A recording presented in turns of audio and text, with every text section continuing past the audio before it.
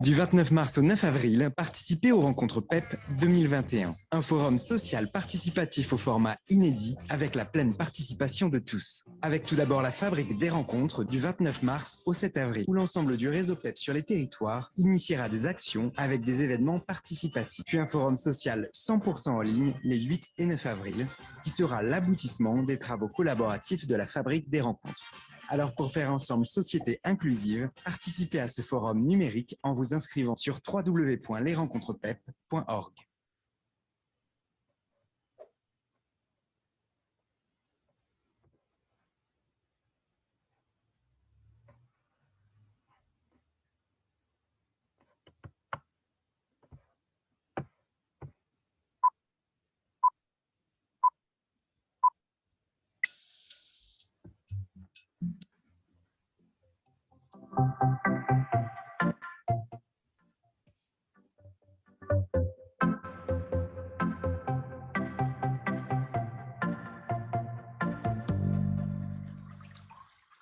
C'est ici, à Andernos-les-Bains, en Gironde, au bord du bassin d'Arcachon.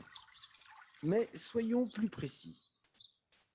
Nous sommes au Centre de mer et d'éducation au développement durable. On l'appelle aussi le CE2D, c'est plus rapide. Et c'est donc au CE2D qu'a émergé cette idée d'accueillir une école de REP à la découverte du littoral.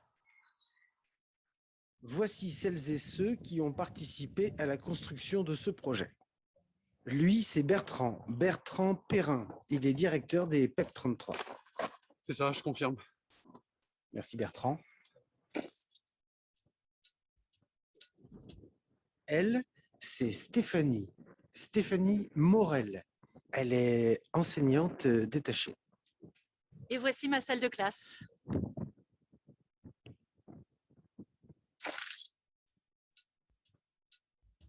Voici Romain Couéron. Comme vous le constatez, il est maître d'école. Là, c'est mon biotope. Et voici Annick Desbordes. Annick est vice-présidente des PEP 33. Bonjour. Bonjour Annick. Lui, c'est Éric Dignac. Il est vidéaste. Oui, et je fais aussi la voix off de cette bande-annonce. Ah d'accord.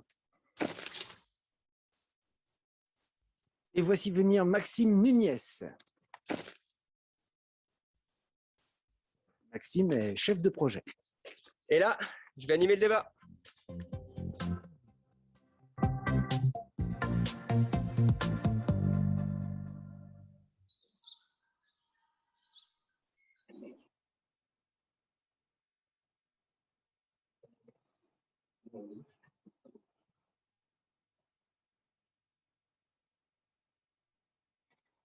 Bonjour.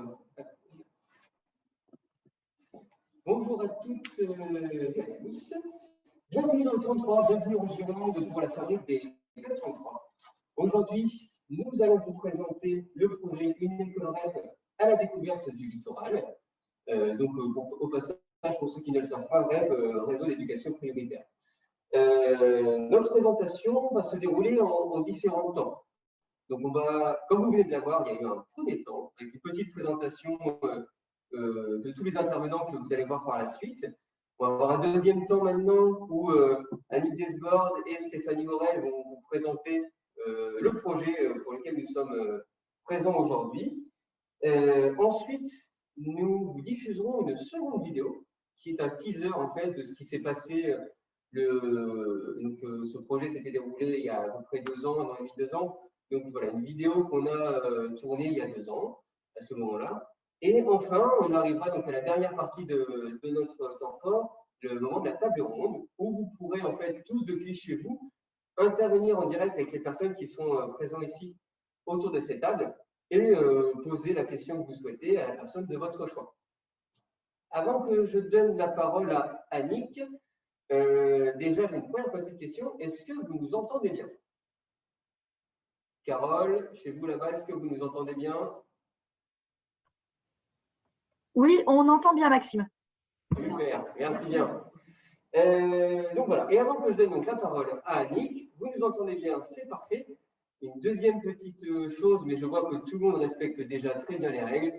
Donc en effet, je vous demanderai, comme vous l'avez quasiment tous fait, de couper les micros que vous avez chez vous pour éviter tout bruit parasite et que la visio se passe dans les meilleures conditions pour nous tous.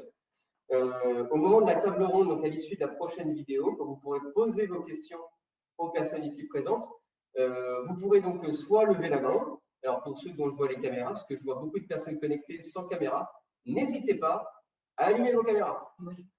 Comme ça, ce sera aussi plus interactif pour nous.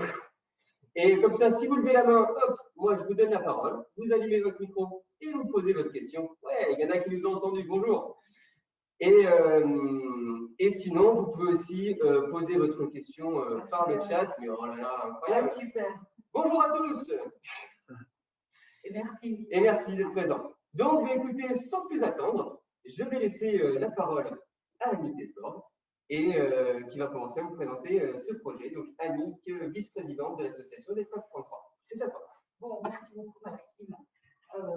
Et bien, écoutez, moi, je suis très, très heureuse de participer à ces rencontres 2021, qui sont des rencontres à la fois d'échanges de pratiques, mais surtout d'analyse, d'interrogation, de remise en question du travail qu'on peut conduire les uns et les autres. Donc, bonjour à vous et surtout merci d'avoir allumé vos caméras parce que c'est un peu compliqué de discuter avec des gens et simplement avec des noms. Donc, Annick, je suis très heureuse de vous accueillir. on t'entend mal. Ah, on m'entend mal. Vous m'entendez mieux si je parle d'ici? Oui. Voilà. Donc, en tant qu'élue, très heureuse de vous accueillir, à Bordeaux, et je vous transmets le salut de Rachid Farahi et de toute l'équipe. Rachid Farahi, c'est notre président, et de toute l'équipe des PEP 33. Alors, le projet qu'on va vous présenter, c'est un projet qui est articulé autour de la solidarité culturelle. La solidarité, c'est un peu notre ADN au PEP, on va dire en règle générale. On est un peu là pour ça. Mais la solidarité culturelle, c'est très clairement un des marqueurs forts du département de la Gironde. Bon, pour faire rapide, on a un centre, ce qu'on appelle le centre des classes citadines, par exemple, qui est un gros centre qui accueille des enfants qui viennent de tout le département et auquel on propose une découverte de la métropole bordelaise, juste avec un tout petit financement de transport. Voilà. Et puis, on a aussi un centre de mer. Donc, la solidarité culturelle, c'est vraiment un moteur et quelque chose de tout à fait important pour notre département. Donc, le projet exact qu'on va vous présenter aujourd'hui, c'est un projet donc, il y a 2 ans, qui a constitué à faire venir à peu près 90 élèves d'une zone éloignée de Bordeaux, donc en REP, et de les faire venir dans le cadre scolaire, à la fois pour y vivre des moments de vrai plaisir, mais à la fois pour y conduire des apprentissages, et ce pour 1 euro symbolique par famille. Derrière, nous avons mis en place toute la logistique nécessaire. Alors, ce projet, c'est vraiment un projet de co-construction, puisque si les PEP en ont été à l'initiative, il fallait la participation de la DSDEN, il fallait la participation des enfants, il fallait la participation de l'enseignante spécialisée, il fallait la participation des cadres de notre association, et en plus, on s'est rajouté un vidéaste. Donc voilà, ce projet, c'est un peu ça. De notre côté, on a fait un montage politique, bien évidemment, et on a confié toute la partie technique à Stéphanie. Voilà, à toi Stéphanie. Eh bien, bonjour tout le monde. Donc, je suis enseignante détachée au centre de mer depuis septembre 2018. Et en fait, j'anime des sorties terrain ou des ateliers autour de tout ce qui est découverte de l'environnement et éducation au développement durable. J'ai donc pris en charge ce projet après avoir déjà au début en fait échangé avec Caroline Baronnet et Maya Cluin qui font partie de la DSDEN, donc du pôle EDD et du pôle citoyenneté. Donc en sachant que l'école de Sainte-Foy-la-Grande est très éloignée du littoral et que de nombreux élèves ne connaissaient pas du tout le bassin. Il me semblait intéressant en fait de leur faire découvrir ce bassin sous deux aspects complémentaires. Donc d'abord un côté sauvage sur le sentier du littoral, donc où les élèves pouvaient mettre les pieds dans le sable, dans la vague. Donc tout ça en fait pour découvrir la biodiversité dans un espace naturel protégé. Mais aussi l'autre aspect, c'est de découvrir l'activité emblématique du bassin d'Arcachon, l'ostréiculture, une activité humaine. Donc, et aussi, du coup, ce port ostréicole aménagé par l'homme. Et donc, pour cette deuxième découverte, on avait mis l'accent en fait sur le côté ludique et on a mis en place un rallye photo par équipe. La finalité en fait de cette journée, c'était de pouvoir comparer en fait des milieux différents. Donc, d'un côté, la ville de Sainte-Foy-la-Grande où habitent les élèves, et de l'autre côté, une ville touristique, donc Andernos-les-Bains.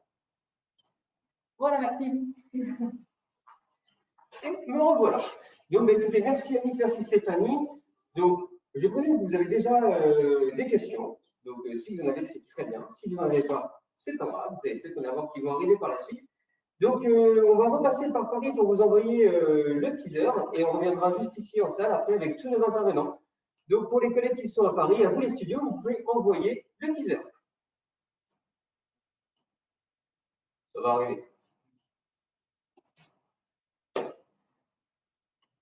Oui, les studios.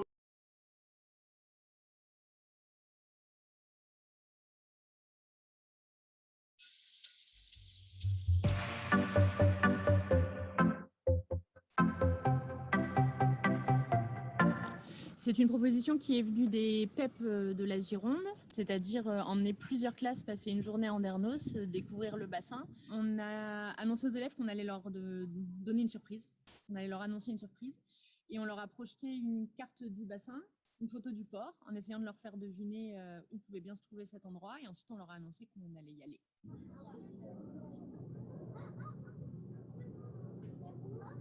Lorsque les élèves arrivent, dès la première minute, qui se jettent sur la plage, c'est déjà un pari de gagné pour l'enseignant, c'est-à-dire que vous les rendez curieux. Julie, j'ai trouvé ça et j'en ai mis dans cette boîte. Oh, bah dis donc, c'est bien.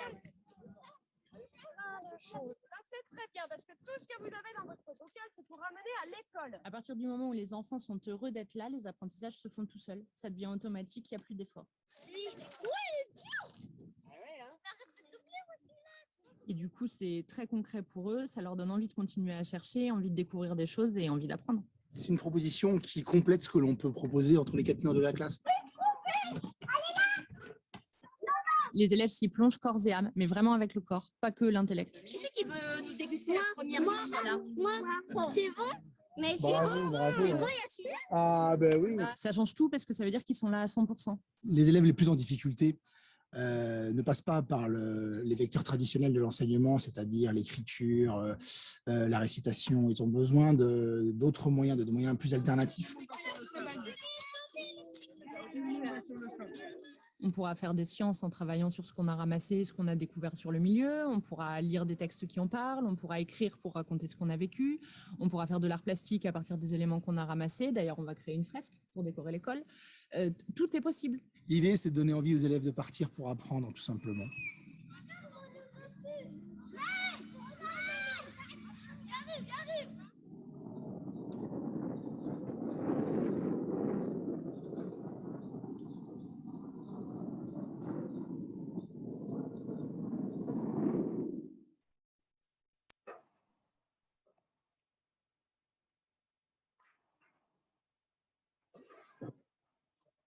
Donc, nous revoici en salle avec, comme vous le voyez, ce coup-ci, on est tous présents autour des tables. Donc, écoutez, l'échange entre toutes les personnes que vous êtes en visio et nous-mêmes ici présents va pouvoir commencer. Donc, s'il y a des personnes qui ont des questions à poser, comme je l'ai dit tout à l'heure, vous pouvez tout simplement lever la main pour ceux qui ont les caméras, parce que si vous n'avez pas la caméra et que vous levez la main, nous n'allons pas le voir.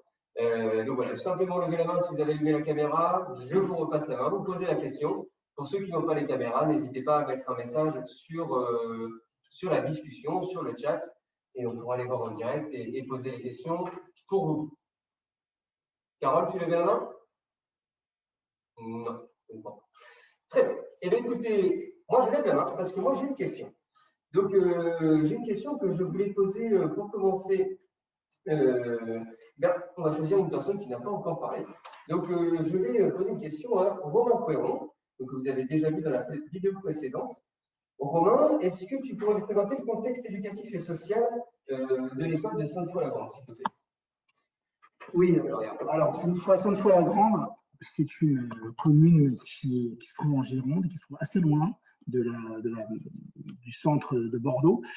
C'est une commune qui répond à des critères sociaux assez compliqués. C'est-à-dire que c'est une école de REP, ça a été précisé, mais pour peut-être préciser encore plus, c'est l'école, en 2013, elle a été classée par l'INSEE, donc un institut officiel, hein, comme étant la commune la plus pauvre d'Aquitaine. Alors ça exige en fait, ça demande une certaine exigence de notre part, d'être assez créatif du point de vue de l'enseignement, d'être assez, on va dire, exigeant même avec nous-mêmes, parce que ce ne sont pas des classes qui ressemblent aux classes de Bordeaux, par exemple. Alors pourquoi c'était intéressant d'amener cette classe à Andernos? Parce que on se retrouve en fait avec tout un tas de sollicitations qu'ils n'ont pas l'habitude de trouver dans la ville où ils habitent. Et ces sollicitations, on en fait ensuite quelque chose de retour en classe. Ils en parlent à leurs parents. Vous savez que c'est une commune aussi où il y a un taux d'alphabétisation assez bas. Et les parents, il y a beaucoup d'élèves dont les parents ne parlent pas français.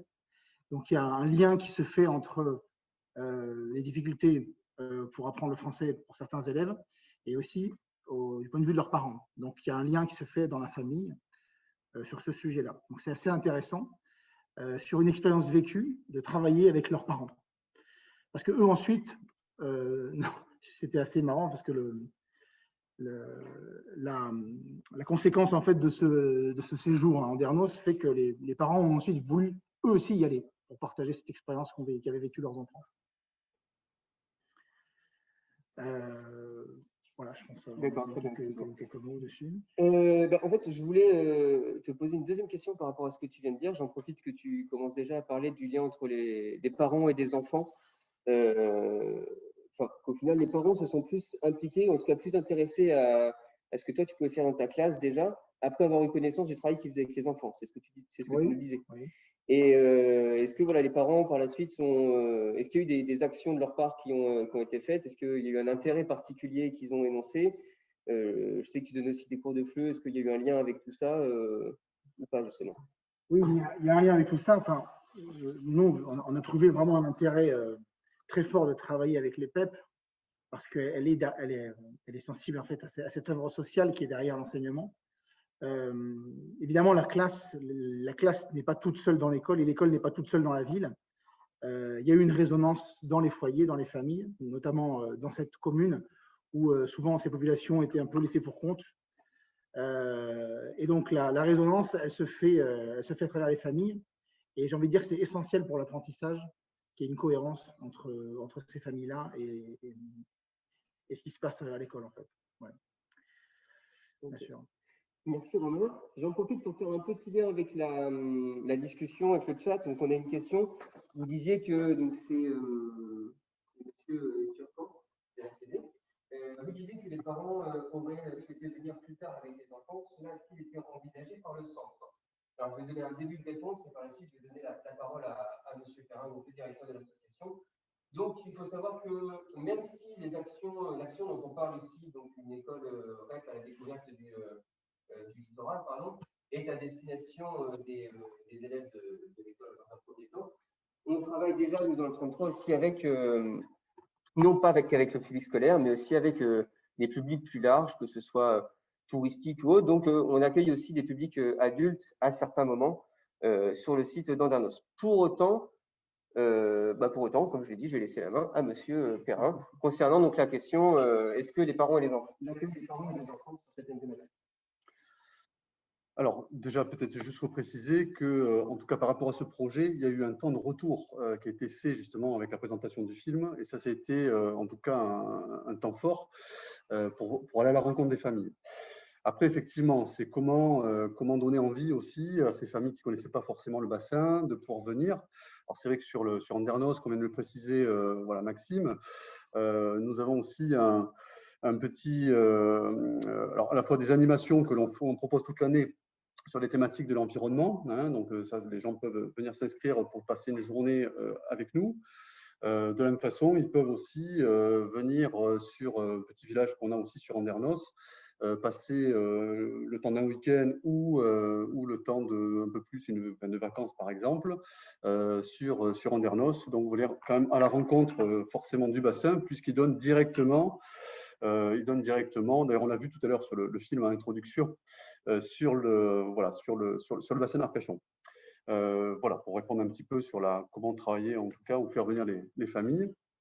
Est-ce que vous voulez peut-être commenter ou sur le retour qui a été fait, ou je vous pose une question aussi, un petit peu les réactions des parents lorsqu'ils ont vu ce film ensuite dans la restitution. Est-ce qu'ils ont pu témoigner justement de quel était un peu leur ressenti, peut-être poser la question aux vidéastes qui étaient présents sur ce temps-là. Voilà, je vous laisse. Oui, bonjour. C'était assez épique hein, parce que ça a été projeté dans un cinéma à Sainte-Foy-la-Grande avec des familles de toutes les couleurs. Ça faisait beaucoup de bruit. C'était très bien. Voilà. Je suis désolé pour le masque, ça fait un peu canal historique, mais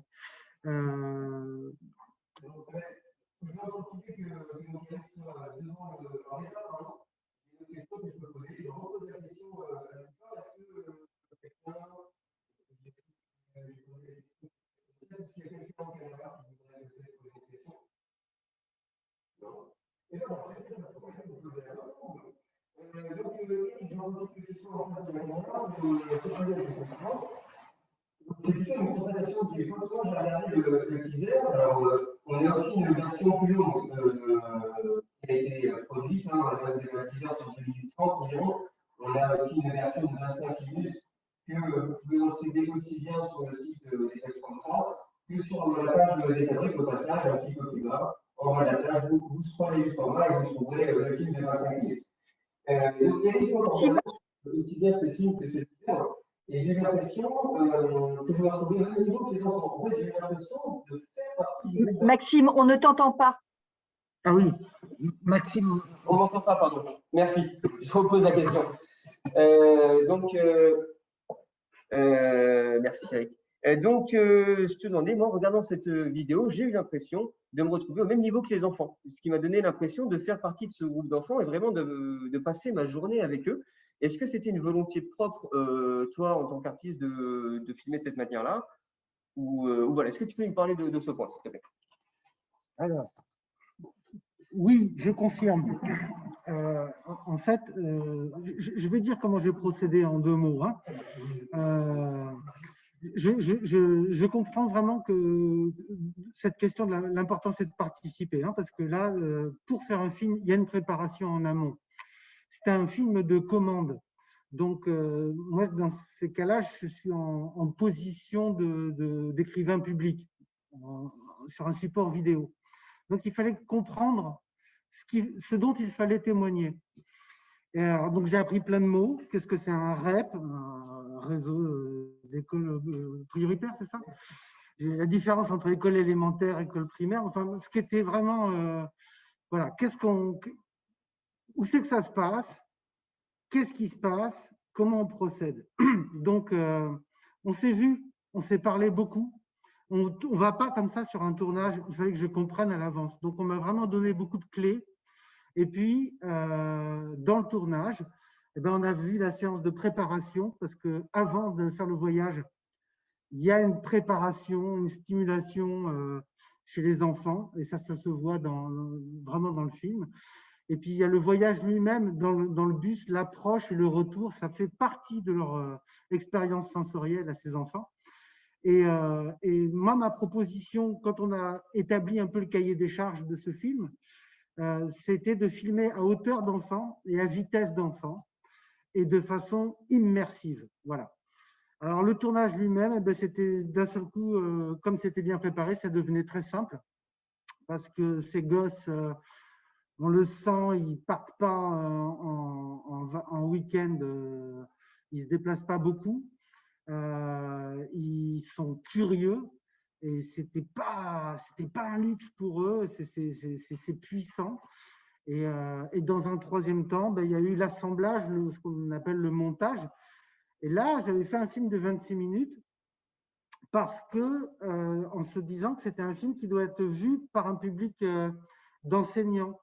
Donc, il fallait vraiment voir un peu comment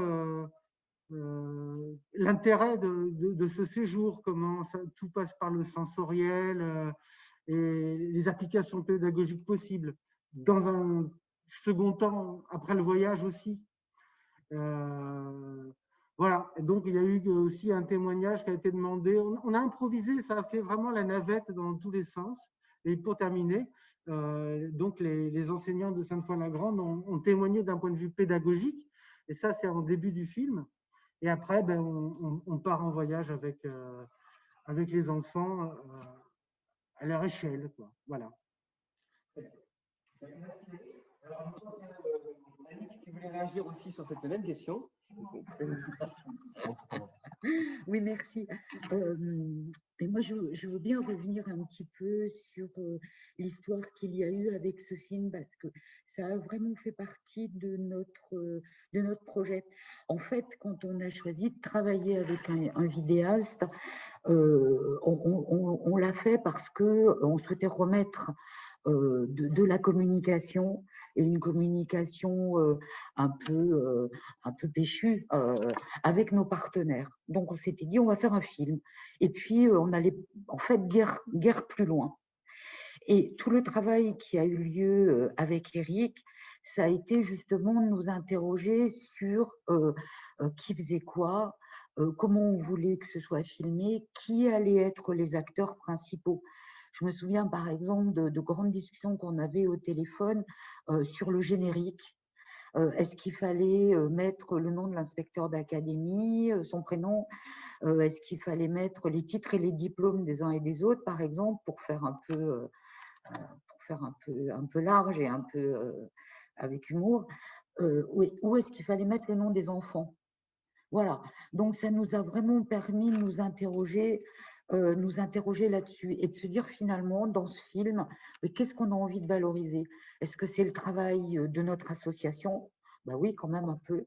Mais en même temps, on savait qu'on allait porter un certain regard sur l'enfance, qui n'était pas un regard ordinaire, comme on pouvait en voir dans d'autres films ou dans d'autres témoignages de projets. Voilà. À ce moment-là, j'ajoute que le générique a été ultra complexe parce qu'il y a tous les noms des enfants et il y a tous les noms des participants. Et c'est là qu'on se rend compte qu'il faut beaucoup de monde pour qu'un projet comme ça se passe. Donc, c'est vraiment signé. Voilà. C'est bon. Pour ça, c'est bon. J'ai vu qu'il y avait une ou deux questions qui avaient été posées sur le chat, donc on va revenir à ce niveau-là. Donc, nous avons une question, Gérard Marty. Quel partenariat local dans le domaine de l'ostréiculture et ou de la découverte de l'environnement? Donc ça, je pense que c'est une question que nous allons pouvoir poser à Stéphanie Morel. Alors, partenariat local, donc effectivement, on travaille avec 2 ou 3 ostréiculteurs de manière un peu assez proche, puisque on amène quand même assez régulièrement des classes, donc au niveau de ce port. Donc, c'est vraiment un endroit, vraiment un grand endroit de travail, et on a voilà nos petites cabanes attitrées, voilà, sur place. Je ne sais pas si j'ai vraiment répondu à la question.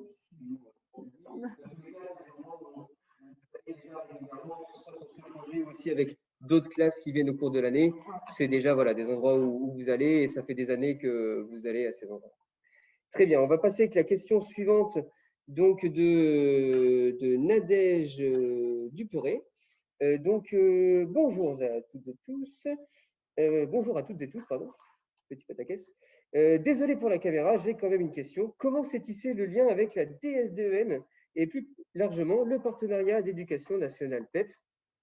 Je pense que je vais me tourner vers Annick pour répondre à cette question. Merci. Bon, je vais essayer de faire vite. En gros, c'est remonté à l'origine du projet finalement. Quand on a eu l'idée de ce projet, on sortait d'un temps, enfin, d'une époque très difficile pour l'association des PEP 33, où la solidité de nos équipes en interne avait été vraiment mise à mal. Hein. Là, je suis dans les années 2016, 17, en gros quelque chose comme ça, 17, 18.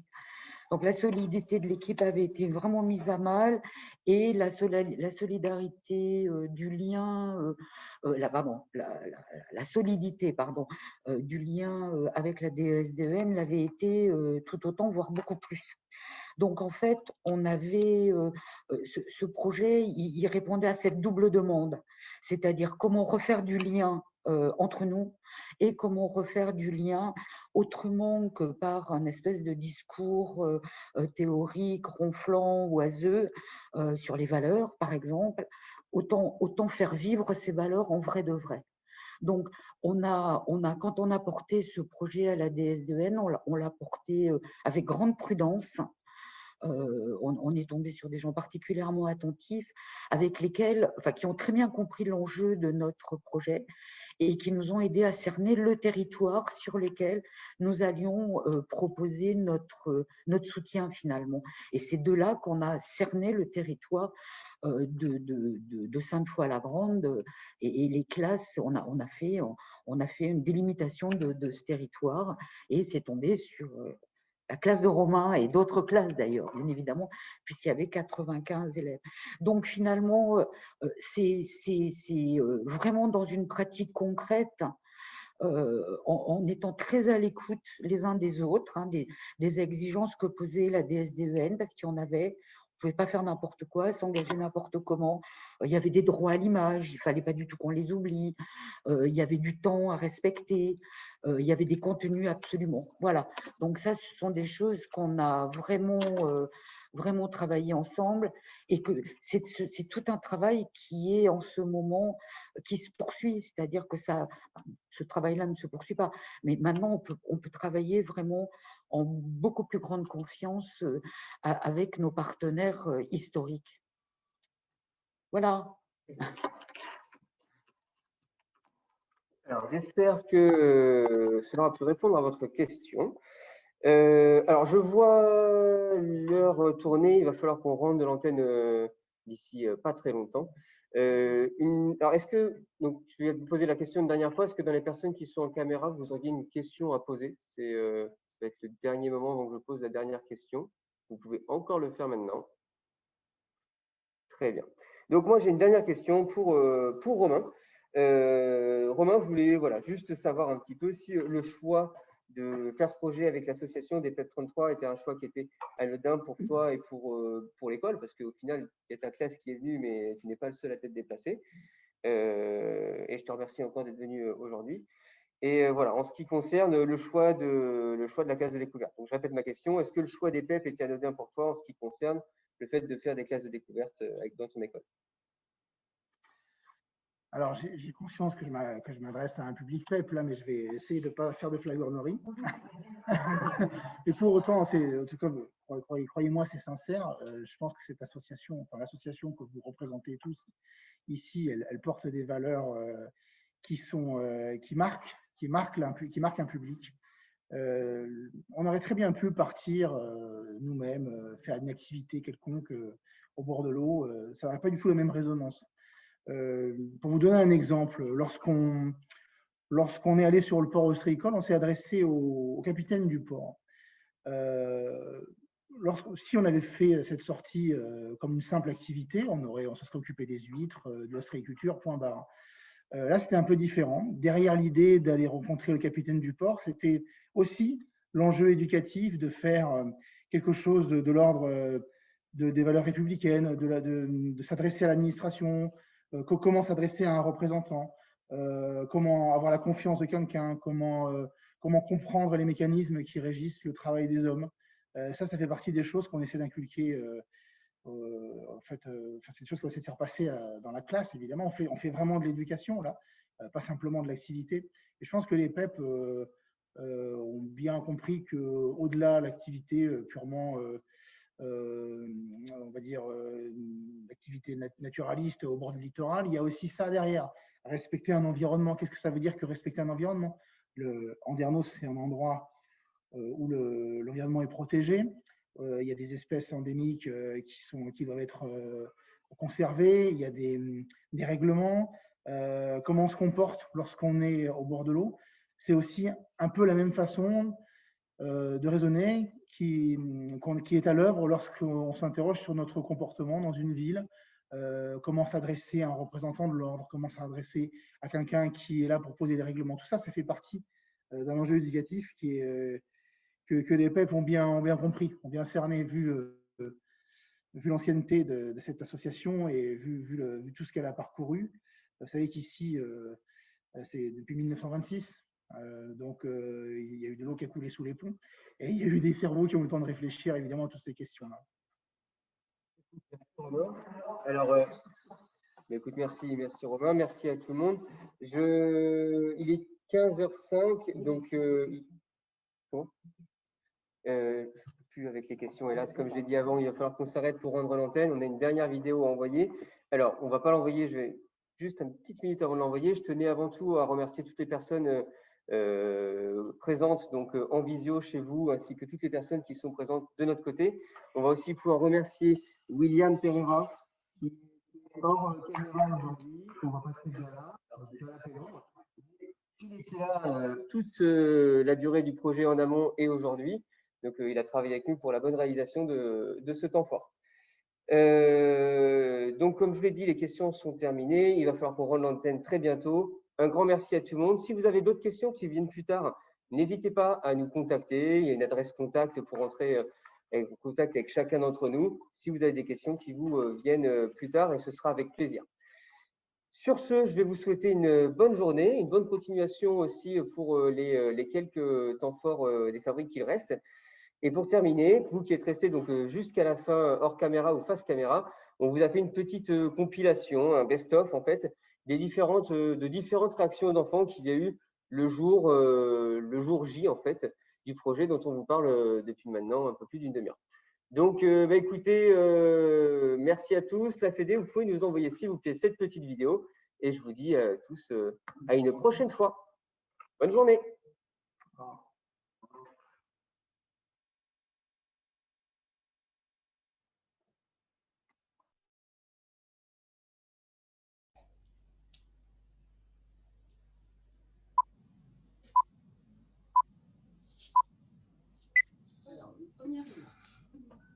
Vous en avez une vraie étoile de mer. Alors, ils ont vu. Ça se passe pas. Ça s'en va. Il ne reste plus que l'os. On dirait un coquillage. Ouais. Quelqu'un, il peut séparer ça, il n'y a pas de souci. Wow. Oh, wow. Nous, on sera sur la plage du bord du bassin d'Arcachon. C'est je sais pas comment dire, c'est une aventure. Maëlle, Madali, Aya.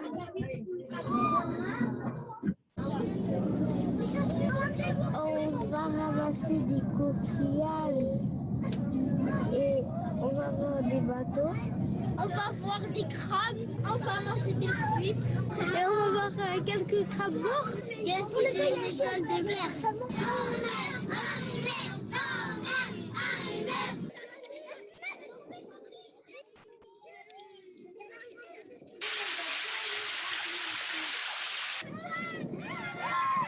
Je vais passer là.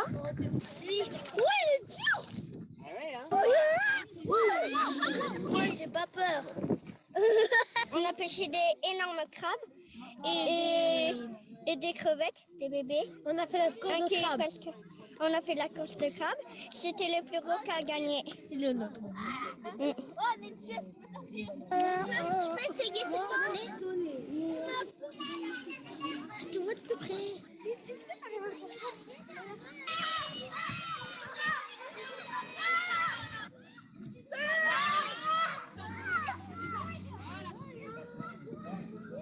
Qui c'est qui veut nous déguster la première liste là? Moi.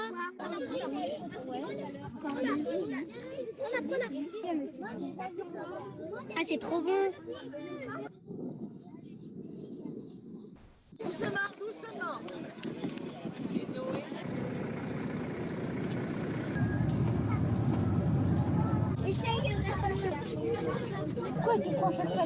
Ce jour, c'est le meilleur jour de ma vie. J'ai trop aimé cette sortie. J'ai vomi 2 fois, mais en fait, les huîtres, c'est 2 coquilles, c'est 2 grandes coquilles. Et en fait, j'ai vraiment aimé ce goût.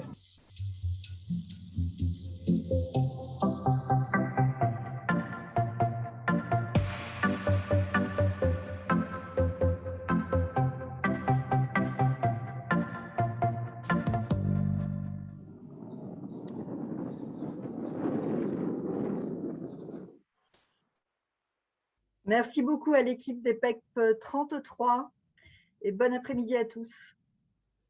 Merci beaucoup et bonne journée à vous.